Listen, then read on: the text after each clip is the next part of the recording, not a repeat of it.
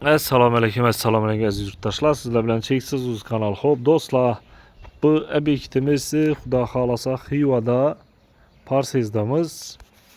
Chislani aytib o'tadigan bo'lsak, xo'p, 2026-yil 21-aprel. Bu yerni 3 yil bitirib berdik. To'shi kvadrati sredniy 80 kvadrat bor edi menimcha. Yana yodimda yo'q.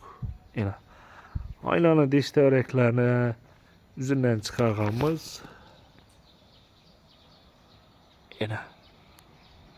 Hop padakolniki etibar berseniz de yine mramor ko'kmiz. Yine.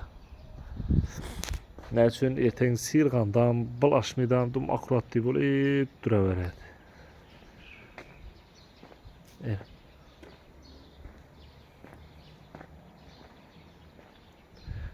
Bir qator lak urilgan ustasını üzleri tapkan sokullam. Hop dostlar, qaranglar. Mabodo kimdir şu mramorchi qidirib yurgan bo'lsa, ba xudo xolasa üzlerimiz bilan bemalol bog'lanadigan bo'lsangizlar, mramorchi danish bolalarimiz bor, üzlerimiz og'aynimiz xudo xolasa chiroylatib, mazatib yetkazib beradilar. Yana doim milyon akkuratni. Biz yani adamdan Xivada Şahrux ustadan olib qo'yibdilar mramorni. Bemalol mramordan kerak bo'ladigan bo'lsa, telefon ursangiz, xudo xolasa telefon nomerlaridan beramiz.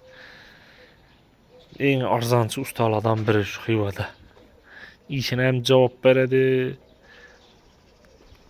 sifatini ham javob beradi. Hop.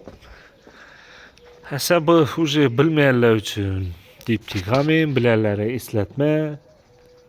Devalın çık bo'ladi desengizlar, hop, eklay, sementlay, kafinlikili bo'lishi shart.